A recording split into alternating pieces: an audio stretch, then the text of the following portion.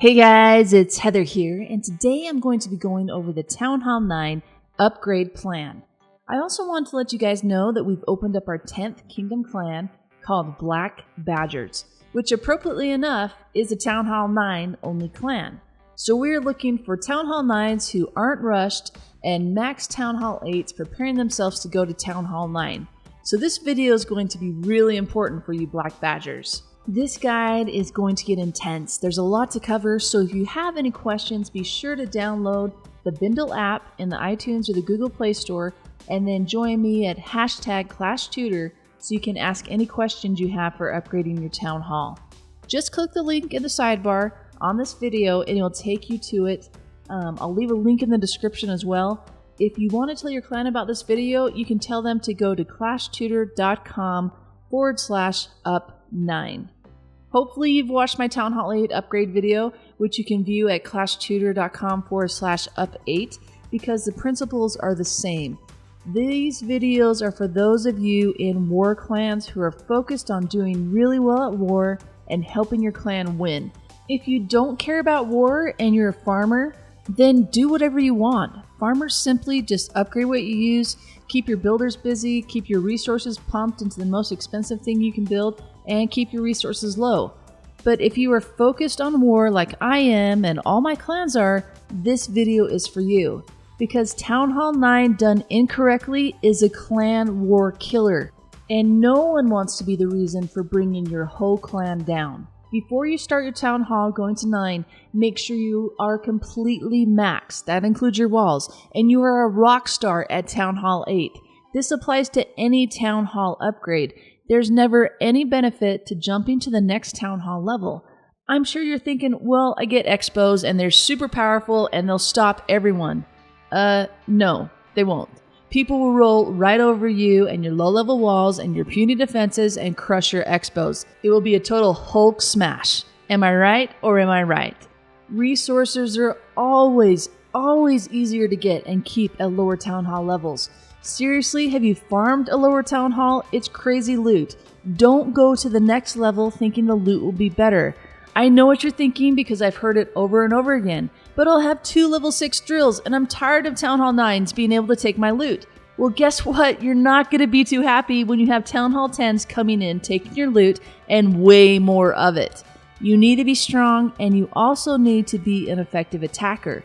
Town Hall 9 is big and bad and tough, and holy cow guys, it's incredible. Town Hall 9 is probably the most fun Town Hall level, if you're prepared for it. So once you're there, stay there as long as you possibly can, because Town Hall 10 is like playing a completely different game. Before you hit the upgrade button for Town Hall 9, you need to be able to attack like a Town Hall 9 during war and be able to take out low-level Town Hall 9s and max Town Hall 8s. For 3. You should be able to 3-star these easily. I don't care if you're completely maxed and your storages are full, it's worth hanging on to Town Hall 8 just a little bit longer until you know you're ready to make this huge leap. Spend a lot of time working on hybrid attacks. Town Hall 9 is a big jump, much bigger than your jump from Town Hall 7 to Town Hall 8. I don't care who you are, how awesome you are at Clash, even the best players have struggled a bit when going to Town Hall 9. So don't be too hard on yourself because it's only going to make your performance worse. Clash is a mental game. If you are too focused on, I have to 3-star this base because I failed my first attack, you're going to miss out on those nuances of the current base and fail again. This will only put you into a downward spiral. Leave it all on the battlefield and start each attack with a fresh mindset. Playing Clash of Clans is like playing chess. It's real-time strategy where you're adapting on the fly based on what your opponent is throwing back at you. You can't do that if you're still focused on the mistakes of the last attack. So, what to focus on when you hit Town Hall 9? It's all about the Elixir and the Dark Elixir upgrades. We are focused on offense, just like I told the Town Hall 8s. Offense, offense, offense. In Clash, offense wins games and it wins championships. So at Town Hall 9, it's the lab, spell factories, army camps, dark barracks to the Hounds, Archer Queen to 5, your clan castle, and also get your dark drills going to 6. Hold off on those xbows. Forget about them. Xbows are weighted heavily in the matchup, just like Inferno Towers will be at Town Hall 10. In fact, I think Xbows are overweighted. Once you get your Xbows, you are guaranteed to be bringing in enemy Xbows into that matchup, and likely bigger and better Xbows than yours. Your clan castle is your first and most important gold upgrade. After that, do your traps, all of them. Get them all built. Then your 4th air defense and your 4th Tesla. Then focus on upgrading your walls, and you can upgrade some of your current defenses along the way. Just hold those back a bit. Don't go crazy on your gold upgrades. Easy does it. You want to make sure you always have an offense that can 3-star your own base. Your Archer Queen is your most important dark upgrade. Get her to 5. That's the first thing you do. Her ability is often critical to 3-star attacks. Once she's 5, then your lab will be all ready to start cranking out those dark troops for war. But really farm hard so you can have extra dark available to get your queen to 10. The queen upgrades from 6 to 10 should not come at the cost of a dark troop upgrade for war. Remember, you're going to have to spend a lot of time upgrading heroes at Town Hall 9, so the more you can keep those going, the better. Balloons to 6 is your first lab upgrade. Your dark's going to be earmarked for your queen, so farm to get all that elixir you need for these upgrades. Because at Town Hall 9, there is a ton of elixir upgrades you need to get done right away. Once you have your loons and your spell factories, you are good to go back to war. You can easily 3-star any Town Hall 8 and low Town Hall 9s with level 6 balloons. GoLo is an awesome attack for new Town Hall 9s. You can do a GoWiPe with backdoor loons to take out the outer point defenses. You can now hold a level 5 Golem in your clan castle, and that really helps on these GoLos. You can also do a Mass Dragon with level 6 balloons in there to easily wipe out any of those max Town Hall 8s and weak Town Hall 9s. Remember, you are going for 3 stars. So every time I'm talking about wiping them out, it's 3 stars. We're not doing 2-star attacks at Town Hall 9. You are focused on 3 stars. You can also do a holo with hogs and loons. Those level 6 balloons are incredibly powerful, much more powerful than your level 5s. They are so key in so many Town Hall 9 3-star attacks. Alright, let's talk about the lab upgrade order. You want to keep that lab busy, and it's okay if you play around with this order a little bit, as long as it's the ward troops you're focusing on. You want to focus on the ward troops you're using and the attacks you feel most comfortable with. Okay, so you have your balloons to 6, your Archer Queen to 5. Now there are a few routes you can take for your next lab upgrade. Before Town Hall 9 got the second sweeper, it was no doubt Hounds to 2 was top priority. Within 2 upgrades of Town Hall 9, Loons and then Hounds, you had a max Town Hall 9 LavaLoon army. The only problem now is with that double sweeper, this attack has become more difficult to 3 with. You can still use it to effectively attack those low Town Hall 9s and max Town Hall 8s, but you can get away with level 1 Hounds for this too. It's no longer the 3-star attack for baby Town Hall 9s to take down max Town Hall 9s. The most consistent 3-star attack against Town Hall 9s that I've found is the GoLavaLoon. So many of the Town Hall 9 attacks use golems, and because of that, getting your golems to 4 early on is very beneficial. However, because you can take a max golem in your clan castle, you can hold him back a few upgrades. So just look at your army composition and see what you're going to get the most benefit from. If you're going to get going on your GoHo, look at the quantity of what is needed and what you'll get the most benefit from. In a GoHo, you're taking 1 to 2 golems, maybe 3 sometimes, but one of those is already going to be max because you can take it in the clan castle. So maybe it's your hogs followed by your witches for priority because you can get all that done with using your level 2 golems for backup for a little while. Loons and hogs are great upgrades for you because you often are taking more of them and you want to be able to place them exactly where you want on the battlefield. So that's why upgrading your hogs and your balloons tends to be a bit more beneficial for you during war, because those aren't troops you want to be placing in your clan castle, or simply put, your clan castle can't hold all the hogs or the loons you're going to be using for your attack.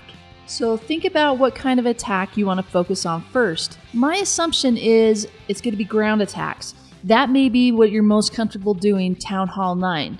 I'm assuming this because you're coming into Town Hall 9 fresh off of doing a lot of Hog and Golem based hybrid attacks. Going to Town Hall 9 and then jumping into a Lava Hound attack may really throw things off for you. Those are much different than your early Town Hall 8 Dragon attacks that you haven't touched for months anyways.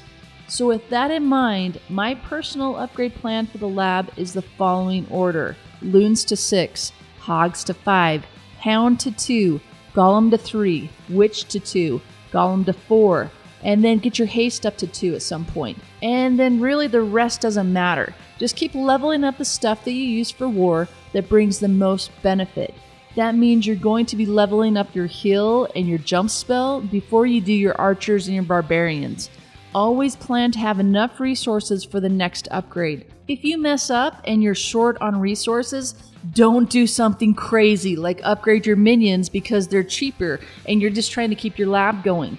This is the point where it's okay to wait a day on your lab so that you can get out there and farm what you need to make sure you're doing a war upgrade next and not blowing half the resources and a week's worth of time on an upgrade you're not going to benefit from. You can play around with this order a bit depending on what attack you want to focus on. You want to pick an attack and then make sure you get the max level troops available for that attack. That means you're going to be a low Town Hall 9 attacking with max Town Hall 9 troops, which means you can take out a max Town Hall 9. Always max one strategy and then stick with it while you're maxing the troops for other 3-star attacks. You might get going on this and think, okay, I really don't want to play with the Lava Hound right now, but I really feel comfortable with the GoHo. So I'm going to move my witches up to the front of the line after I do my hogs. Whatever you do, get comfortable with it because you want to get to the point you're doing everything and you have a strategy for any base. The most important attack for me is a GoLavaLoon attack, but that may not be your forte, and that's okay. Focus on what works for you to be able to 3-star max Town Hall 9s. You will still be getting attacked by air a lot at the beginning of Town Hall 9, so that's why I say get your 4th air defense going and your sweeper. Your Teslas are extremely powerful, and they are the ones I like to focus on the most because a level 7 Tesla does more damage per second, 7 more damage per second, than a max level 4 xbow that you can't even get till Town Hall 10. It just has a shorter range. Teslas absolutely destroy those P.E.K.K.A.s, which are going to be thrown a lot at your Town Hall 9 base. And again, get your traps built, all of them. What I found, and this is just my own opinion, that just having the defensive building is where your weight takes a jump in your overall clan war matchup score. I have a Town Hall 9 where I haven't even built the new level 1 Town Hall 9 walls because I'm curious to know just how much having the structure itself, just the level 1 structure, independent of the level, really affects things. Maybe I'll have something more definitive on that at a later date. Don't confuse this with your number on the map. I'm not talking about your placement on your clan war map. Don't confuse that thinking that is the amount of points you're bringing into your war matchup. There are other things that are not being factored into that number ranking on the map. That is your ranking of your defensive base versus your clanmate's base, and the whole reason why doing mirror attacks in clan wars is a losing strategy. But I won't get into that right now. It's okay to stay out of war. You should.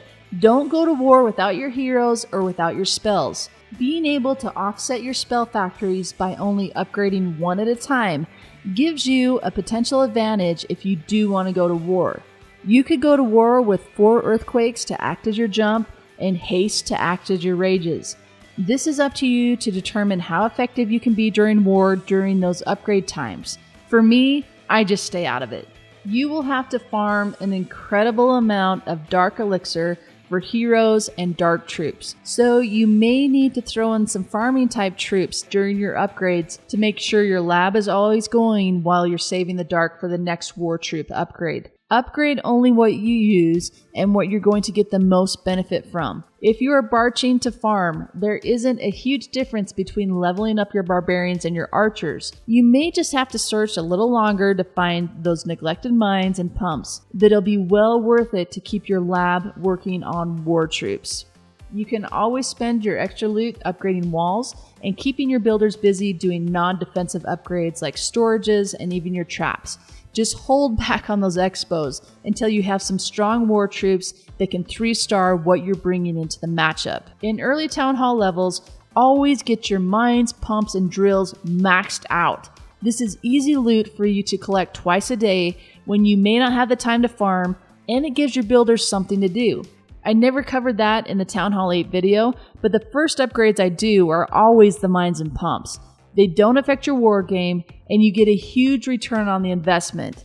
It also keeps your builders busy, which if you're like me, I really struggle not having my builders going and the niggling at the back of my mind that I'm wasting time. So use builders on those non-defensive upgrades in the beginning and get them out of the way. Don't stress out that your builders aren't working though. If you're smart, you'll have a lot of time at Town Hall 9 with inactive builders while you're working on walls and heroes and improving your attacks. So go into Town Hall 9 full of elixir, gold, and dark elixir. Another tip I have for you is go to low crystal. Make sure you have your Town Hall on the outside and keep your resources as low as you can and your collectors empty. Always take the Town Hall snipe when you're farming so you can get the loot bonus from it. Now, if I could give you just one last piece of advice, hold way off on Town Hall 10. Max out your Town Hall 9. Max your heroes. Town Hall 9 is so much fun, and it'll be so much easier for you to get the dark for your upgrades. You can also war without your Barbarian King. I hate going to war without my Queen, so I just don't do that, but it's a lot easier to have your hero down at Town Hall 9 for war than it is for a Town Hall 10. Alright guys, I think that about covers it. If you have any questions, be sure to get that Bindle app so you can come and chat with me right away. And if I'm not there to answer your question, there's a lot of really smart guys in the room who will be able to answer your questions right away instead of waiting for me to respond to a comment. Be sure to share this video with your clan by telling them to go to classtutor.com/up9. Follow me on Facebook and Twitter. Make sure you're subscribed here. I'm going to be doing my best to make sure I get a video out every Friday for you guys right now, and hopefully I'll be able to increase my schedule as time goes on so I can do even more videos for you guys. I really appreciate all the awesome positive feedback you guys are giving me. It just makes me want to spend even more time doing videos for you guys. Thank you so much for telling your friends and your clanmates to subscribe. This is my 40th video, and I'm nearly at 30,000 subs, and that just blows me away. So thank you guys so much. Thank you for watching, and I will catch you next time.